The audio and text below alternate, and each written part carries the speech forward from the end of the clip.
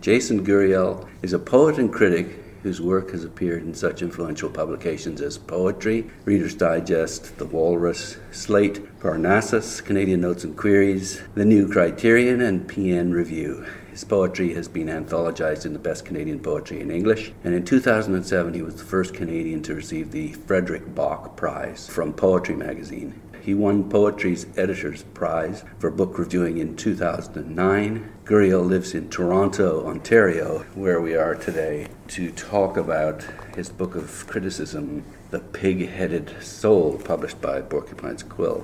Welcome to the Bibliophile. Thanks for having me.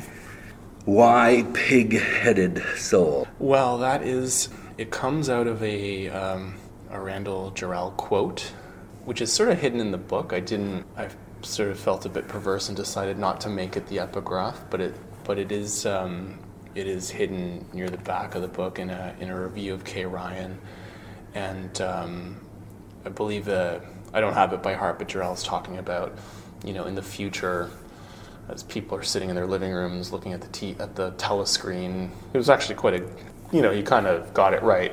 People are going to be mesmerized by their giant televisions. There'll be some pig-headed soul over in the corner, and I think at that point, he said they'll be reading Elizabeth Bishop, but okay. I thought I used that. I sort of stole it for my Kay Ryan essay, because I think it's an interesting metaphor. Yeah, and I like the idea of the stubbornness of a certain kind of reader. I think probably resonated with me as well. So I'm probably a bit stubborn.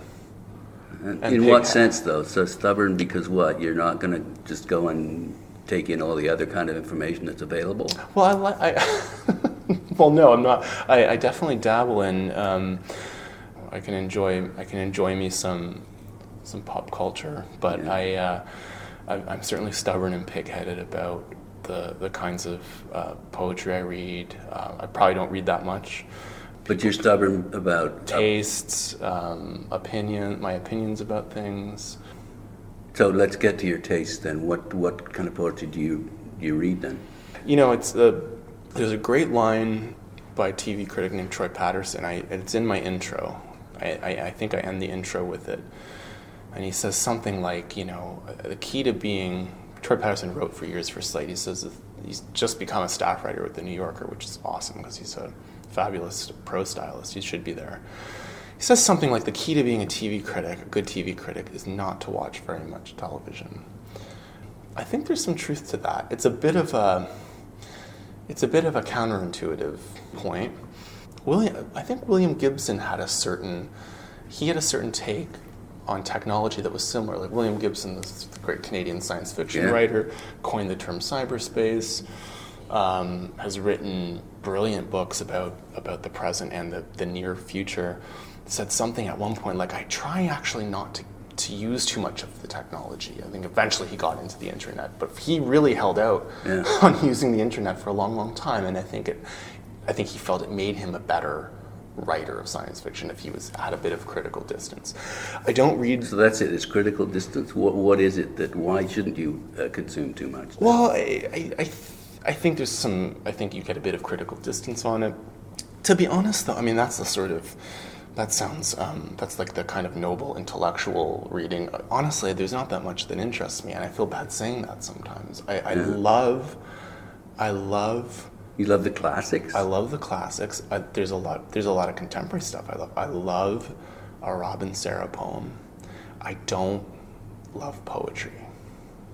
I love, reading a good something by like a Pino Coluccio or a A.E. Stallings, but I don't have, let's say, a loyalty to the medium, if that makes sense. I love one-off poems, I love particular films, but I don't have a particular investment in capital P poetry or capital F film, if that makes sense. And well, that's because so much of it is crap. Well, yeah, sure. But how do you find the good stuff? Oh, well, that's a good question. I don't know how you find the good stuff. Word of mouth, or word of mouth. I mean, you read a little bit. Often, I would read obsessively a particular writer, and then suddenly I discover, well, they were obsessive about X, and then that kind of leads you further down the rabbit hole. I remember a few years ago, I blogged for a little while for the Poetry Foundation when they had when Harriet was the kind of the blog, the sort of, it was kind of a feisty, contentious, interesting place.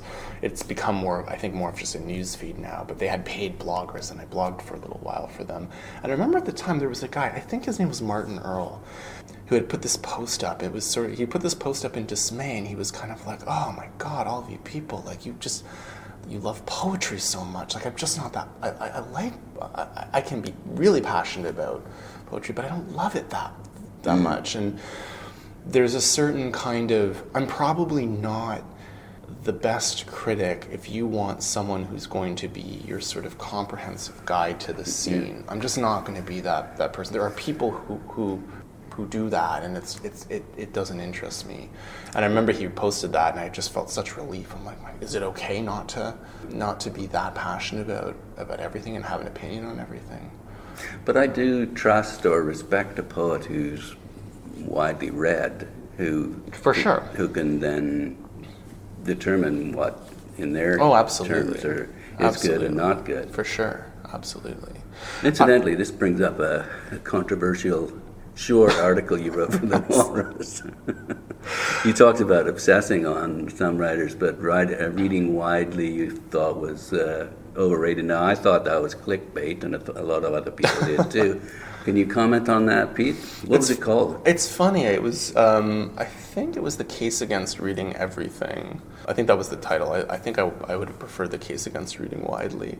Yeah. It's funny though. I mean, I met someone before. I met a writer recently who said I had never met this particular writer before, and I was at this dinner party, and he said, "Oh." He said, "You're the guy who writes those uncontroversial pieces that somehow become controversial." And so, this was a piece that I'd been sort of tinkering with the idea for a while that reading is about obsession. It's not about skimming the surface. You might do that for a bit, but once you fall for a writer, you fall all the way. Yeah. And Michael Hoffman had an interesting point that I quoted in the piece, where he said something like, when you really love something, it almost precludes loving anything else, and that there's a certain kind of. I mean, it takes up all your time. Yeah, because to me, reading, again, going back to the pigheadedness, I'm not someone who ever, when people try to thrust a book on me, I'm usually like, no, I can't go there with you right now, because right now it's about Peter Van Toorn, or it's about Frost, or it's about Robin Sarah. I can't be there with you right now, and I don't get the sort of the omnivore. I don't understand that omnivore mentality. Yeah. I don't see how you could be, as you say, so much stuff is crap. I don't see how anyone in the limited time we have on this planet would bother with that. That's why I turned to a critic. To save me time. For sure. But you're telling me you're a critic who does the same thing. I do the same thing. So you turn to other critics, I suppose. You can't help over time. You can't help over time having a knowledge base, right? Yeah, I did a PhD, but as a way of being in the world, as a way of being a reader and a writer, to me, it's about obsession. I really Roberto Bolaño's characters resonate with me. Those sort of misfit poets who are just set out on road trips to find obscure poets who have written like one poem. That is sort of, to me. That is what fandom is. That's what being a reader is. That's what loving literature is sort of about. But again, I'm not the critic you should be going to for the survey and for the logging every new debut and what's happening here and what's the latest Ashbery look like. It doesn't interest me. And I'm sure it interests some people. It doesn't interest me. So what should we come to you for then? I don't know if you should come to me. to me, Are you committed to being a critic or not? That's an interesting question. I wrote this book came out about 4 years ago, The Pig-Headed Soul. It gathered together a lot of stuff that I had been doing prior to that. much more plugged into the poetry scene prior to that book being probably like from 2008 to 13. I was writing a lot for Poetry Magazine. Parnassus was still. That magazine's going to end soon. But you had Chris Wyman at Poetry, you had Herb Leibowitz at Parnassus. I was writing. Books in Canada existed. Mm-hmm. Carmen Sternino was commissioning stuff. He was one of the first editors to really to sort of pluck me out of the void. It was an interesting time. There were a lot of good editors at the helm of some interesting magazines. And I was a lot more plugged in at that point. Since this book came out, I've written a little bit about poetry here and there. I wrote a thing last year about Chris Wyman and did a thing in Elle about Elise Partridge. But I'm following my interest in other, film and. As a critic? Yeah, I mean, I've been writing some stuff about film and music, and what I think people will find in these essays is that they're ostensibly about poetry, but they're often pulling in references to other things. And, film for sure. Yeah. I look back and I think I was already straining a little bit at the limits of the poetry review. The thing is, so few people read it too. Like, yeah. You may want to expand your audience. Absolutely. I mean, I always I say somewhere in the intro, I started out as a poet. People started commissioning me to do things, and I remember in the early days, I would often feel like, okay, that's it. I got to stop writing these reviews that are making people angry. I got to get back to the business of writing poetry. But there was something in me that maybe it's the pig-headed impulse. But I always felt like it was a bit of a Pacino moment of constantly being pulled back in. Some editor would write with a tempting gig. Mm-hmm. I don't know if I will, how much more reviewing I will do. It depends on the book. A lot has changed since The Pig-Headed Soul has come out. I find that the energy of the culture is not with reviewing. It's not even especially with criticism. Where is the energy? The online, I find, I'll make some gross generalizations, but I feel like a lot of the writing has moved online, and it's moved into this. It's not criticism. It's a kind of culture writing. That's what people talk about. I'm a culture writer. I do culture writing for Vulture. I do culture writing for Hazlitt. Whatever, and it's not quite criticism. There's a lot of what I've written about this recently. A year or two ago, I wrote a thing for the Walrus called "I Don't Care About Your Life." It was a good Carmen Sternino title, actually, but it was a piece about confessional criticism. I was noticing a lot of people were writing these essays and reviews that were like sort of ostensibly about some cultural product, but they inevitably started with like a autobiographical thing, and so the result, and often these are quite deftly done, but the result was something like a hybrid of like memoir and criticism. I was noticing a lot of that. I was thinking about like, what is this? Do we know, where's this coming from? And why do we want to know about that person? Why do we want to know about that? And I think part of that has been coming from, it's the form of the internet. The internet really, I think, creates that space for people.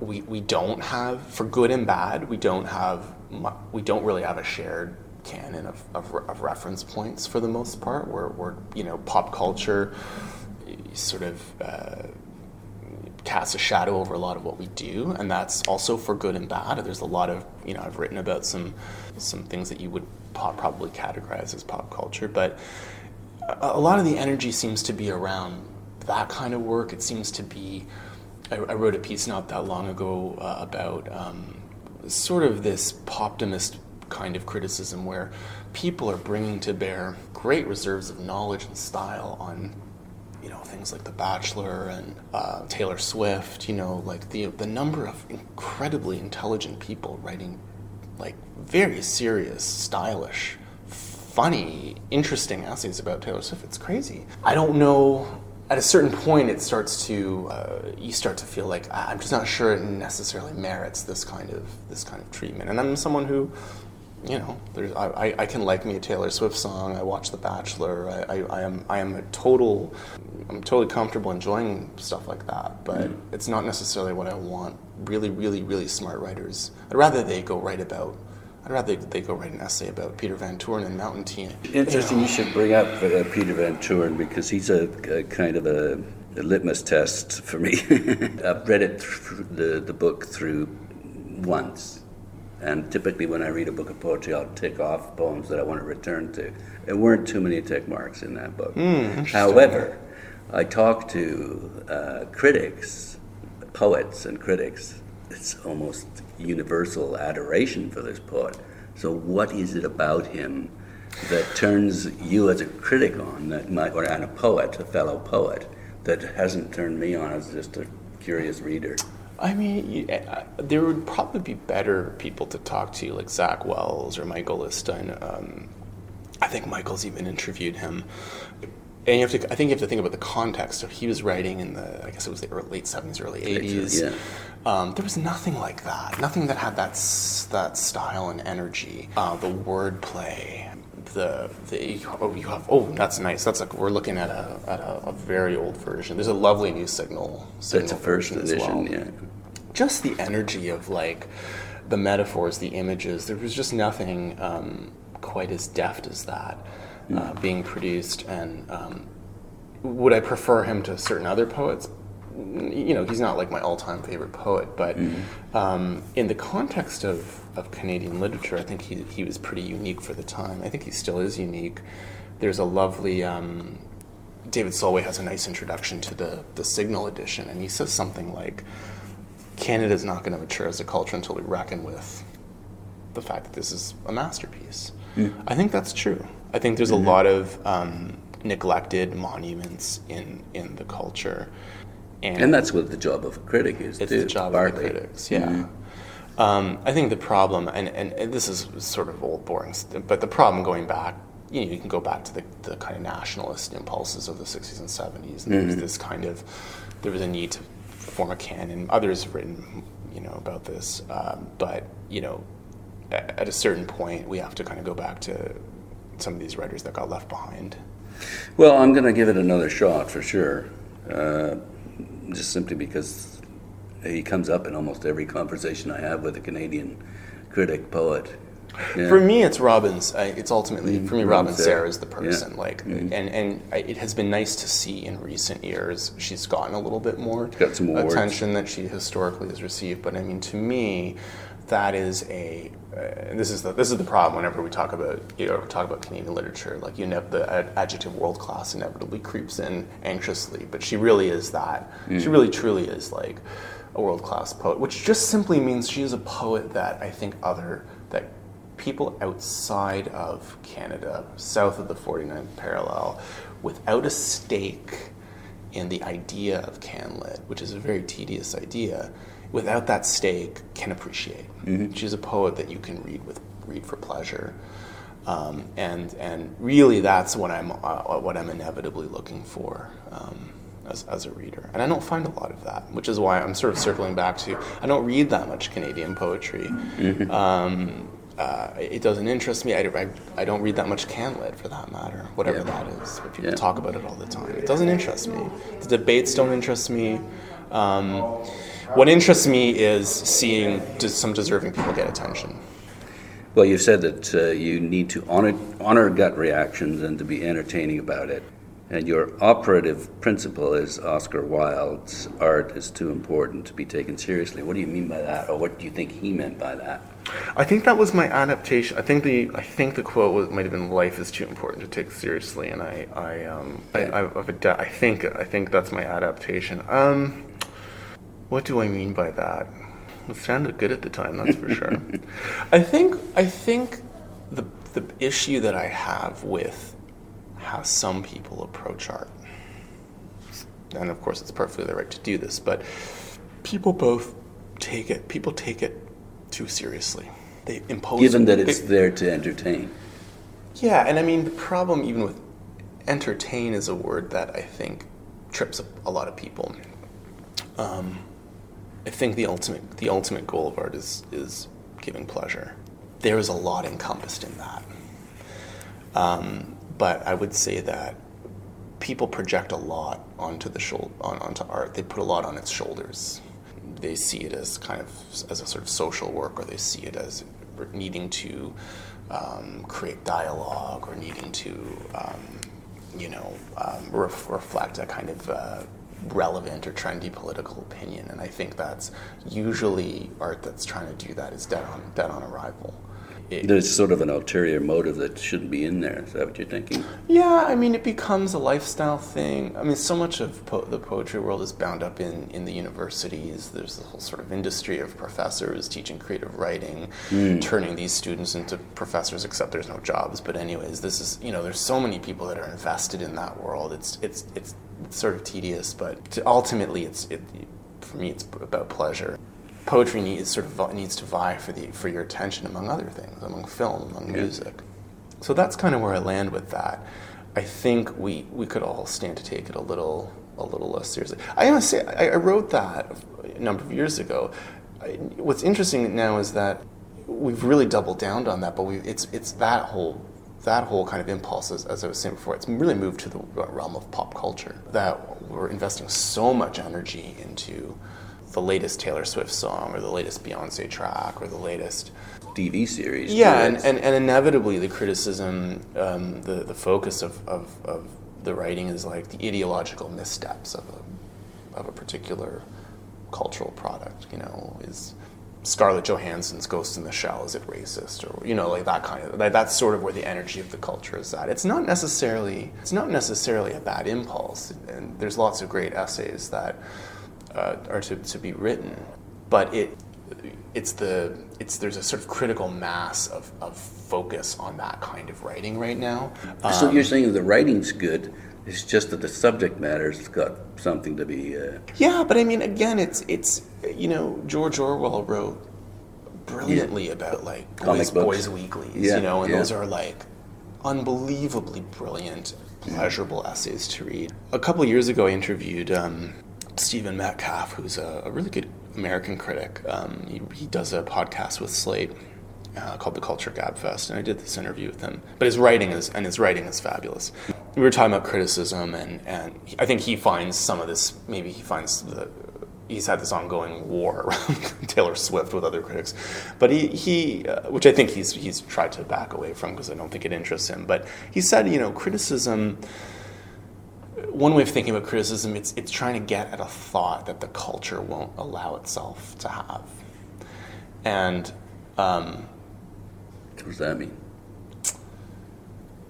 I mean, well, we'll drill down on that. So it's a little bit of an echo of something he had said about. He was sort of referring to Kenneth Burke, saying, one way you can think about criticism is it's trying to prevent a culture from being too much itself. If so much of the energy of our culture, of critical writing right now is about, integrating yourself into your review, so much of it is about pop culture. I'm trying to probe at that a little. Why are so many of us writing about that? Why we're so self-obsessed. Exactly. So I think, a function of criticism, it's not about being contrarian necessarily, but it's trying to get at why is the culture all moving in a particular direction? Why is it, do you think? I mean, that's a very general term, but I mean, but I think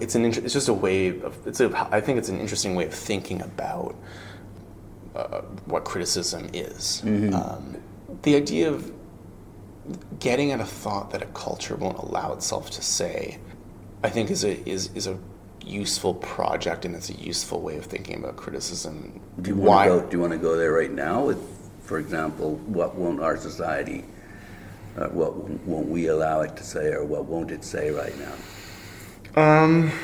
That we're all self-obsessed?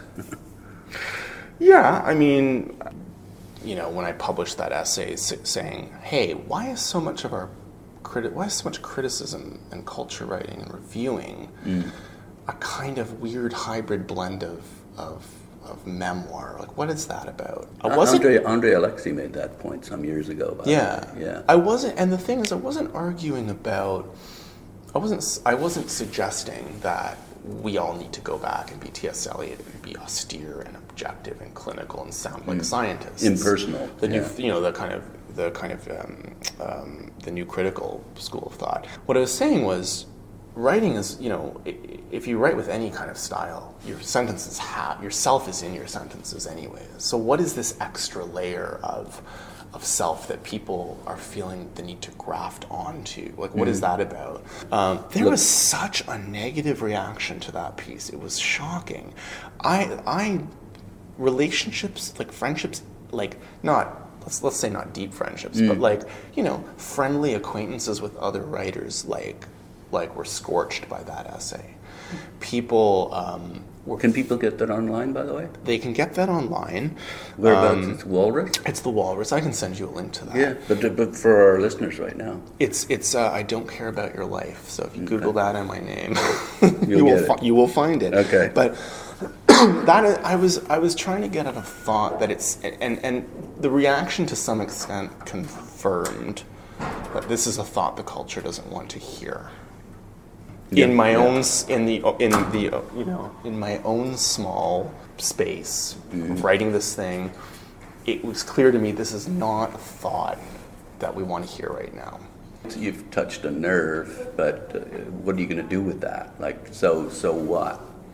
Well, I think I said something in that piece like, it's a good thing for writers to be aware of the habits of mind. I don't think I quite said that, but I said something like, it's good to be aware of where the zeitgeist is at. Because I think we're unconsciously parroting certain impulses. At times, I do it, everyone does it. And so to the extent that I'm trying to do anything, whether I'm reviewing a book by an inflated reputation, or I'm noticing a particular trend, I'm trying to maybe poke at that a little bit and be a bit of a kind of irritant, or put some smelling salts. Something similar happened earlier this year. I wrote an essay sort of critiquing this idea of literary community that the culture seems obsessed with, the idea of community. We genuflect before this idea, where you look at different writers, different websites. It's all about we're all about fostering community and fostering dialogue. I've always found that spooky and creepy, and it's not about what a writer is or does. Yeah, no, and I mean the thing, that was another piece that really sort of that seemed to scandalize some people.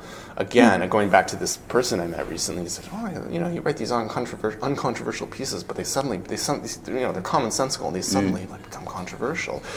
There's something about that I'm interested in exploring.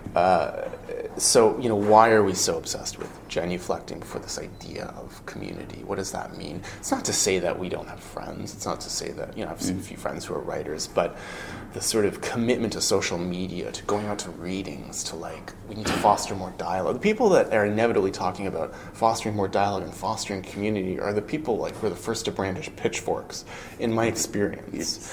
It is the people who, like Carmen Starnino has taken a lot of heat over the years. He's supposedly Canadian poetry's greatest villain because he wrote some tough reviews once upon a time. He's one of the nicest, most decent people you'll ever meet. Yeah. To the extent that there's spirited energy, it's in the sentences. What are you talking about?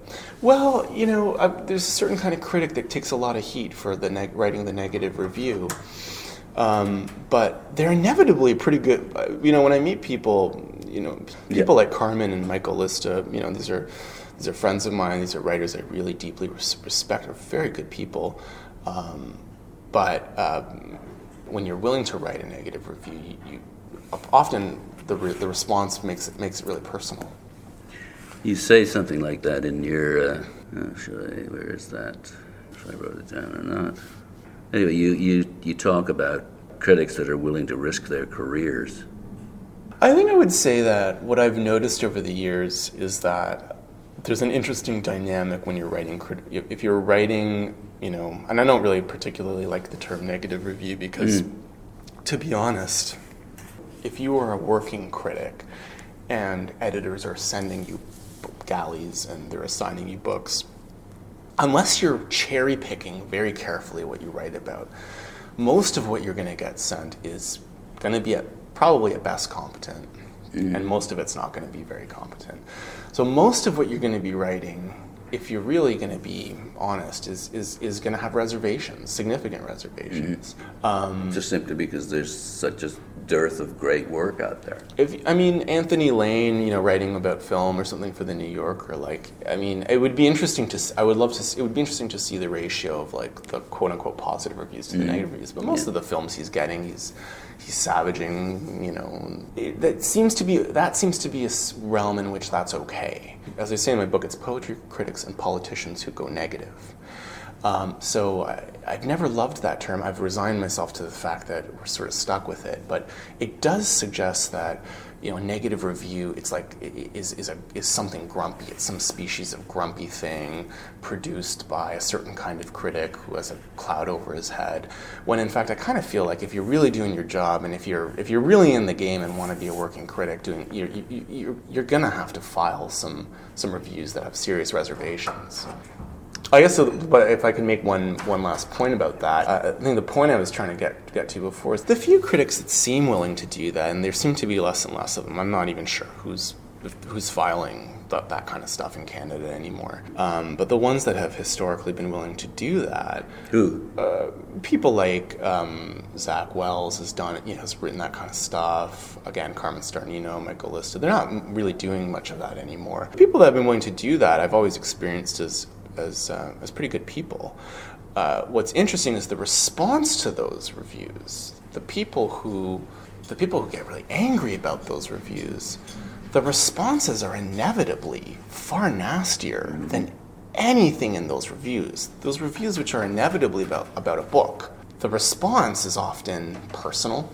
I've had some really negative things said about me as a person. For mixed reviews.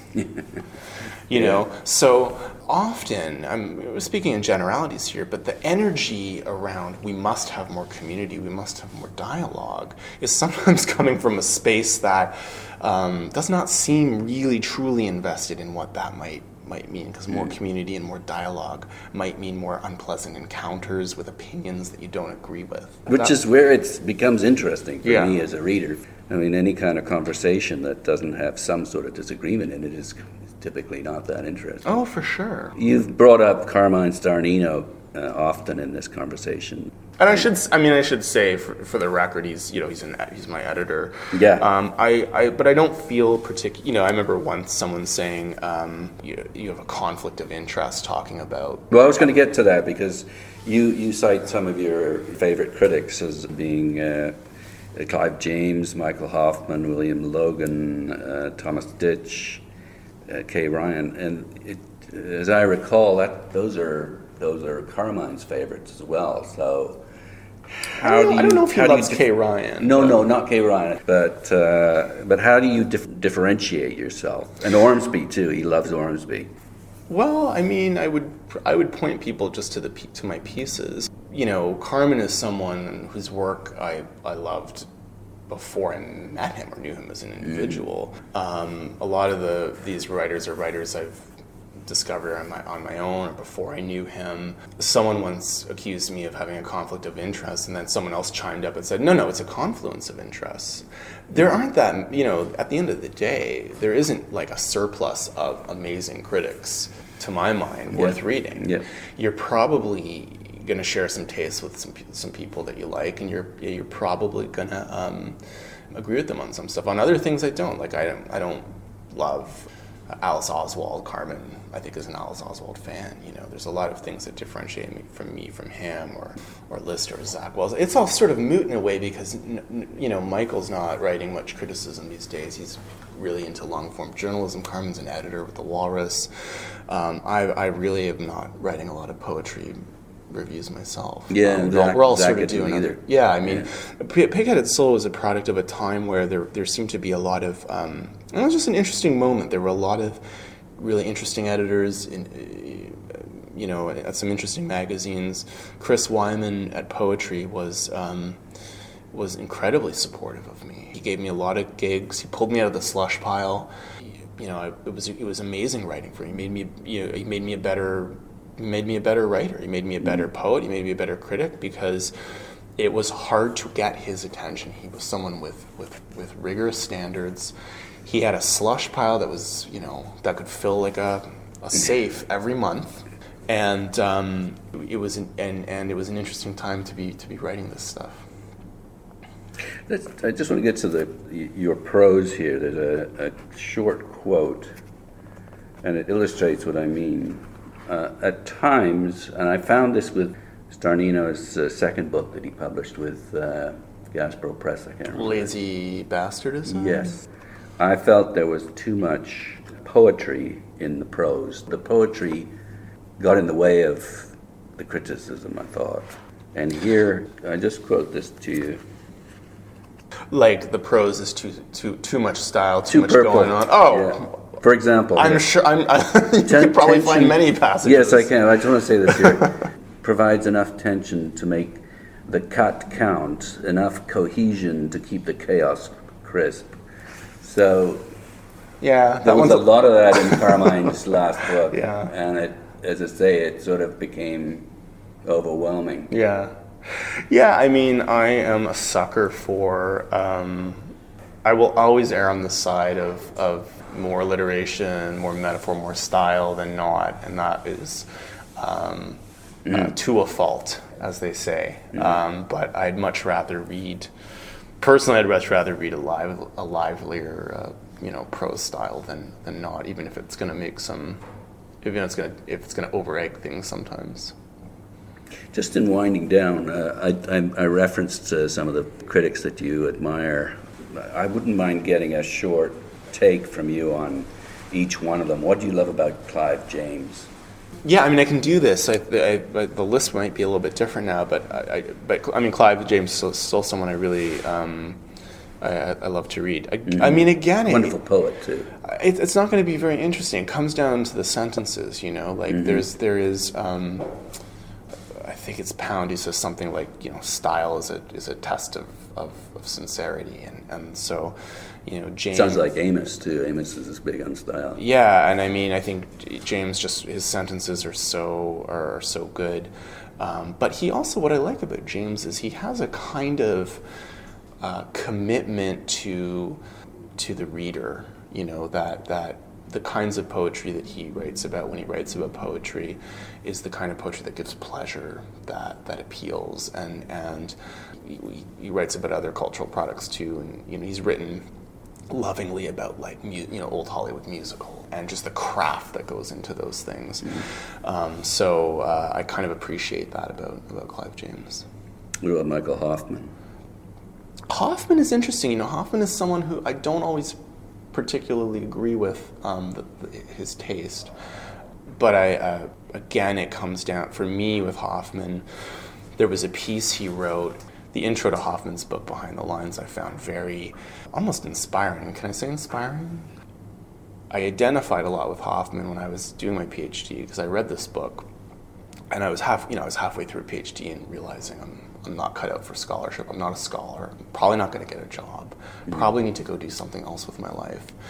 And I remember reading Behind the Lines, and it was sort of like a lightning bolt moment where Hoffman says something like, I abandoned a PhD because I realized, I would much rather, when a book came in through the mail with a little review slip, I would much rather review that book than make the contribution to knowledge that's required of a PhD, and that just resonated so much with where I was at the time. I was writing for poetry and books in Canada, and I sort of grudgingly would turn to my dissertation.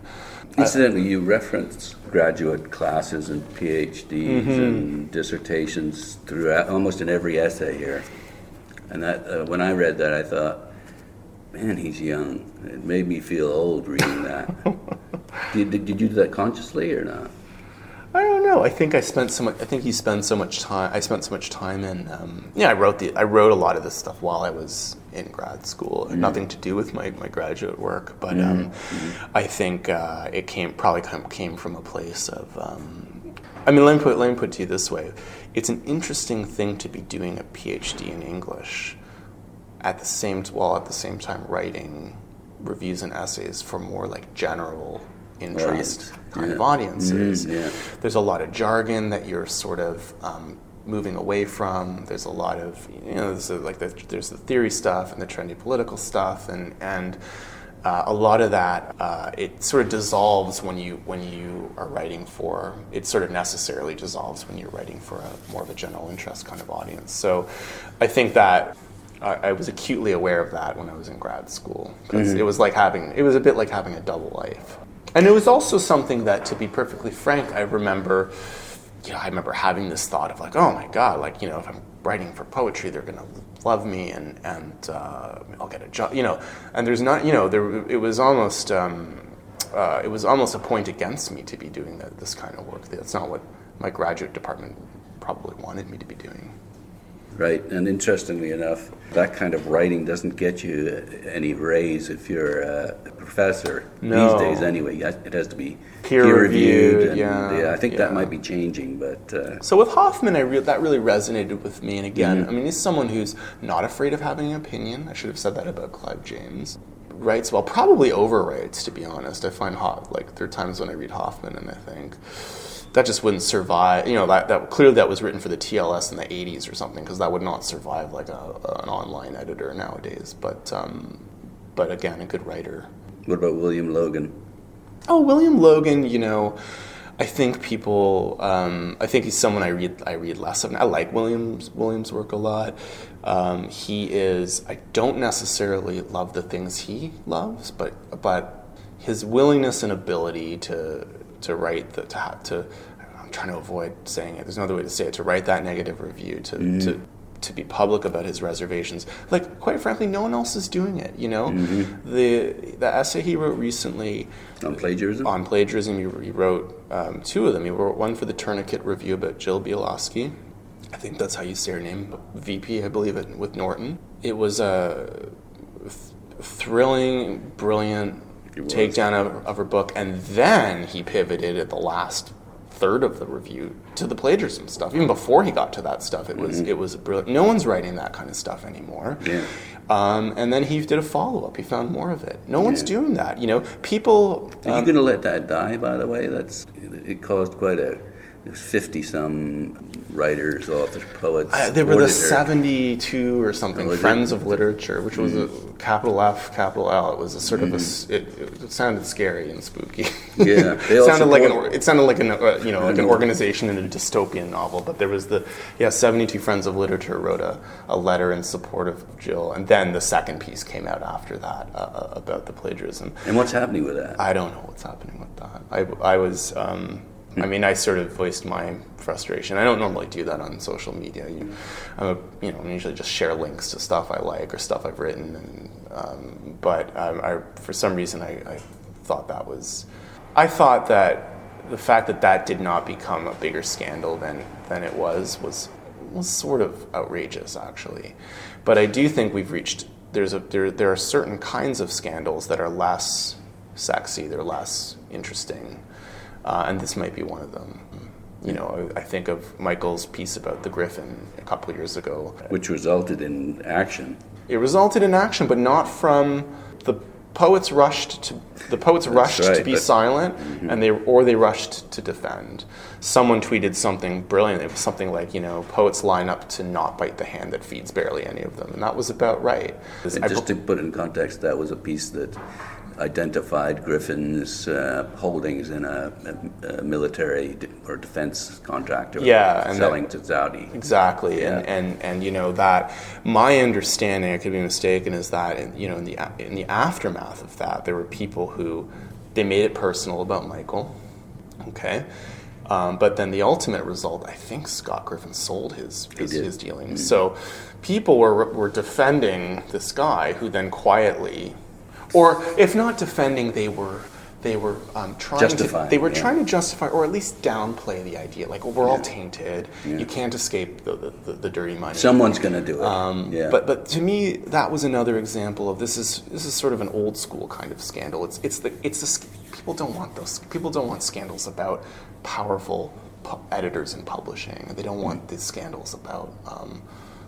About Griffin, because he can give them prizes, or they might get I think a lot of people were quiet about the Bielowski thing because she's powerful. So what do they want? Probably what kind of scandals? Probably a book deal. Oh, you mean what kind of scandals do they want? You'd have to read Twitter for that. What are you doing now, and what do you plan to do over the next 5-10 years? I am around when the Pig-Headed Soul came out. I had a book of poems around the same time called Satisfying Clicking Sound. I hadn't written for about 4 years. I've started writing some poetry again. I'm actually working on it's out of character for me, but I'm working on a very long, very formal narrative poem.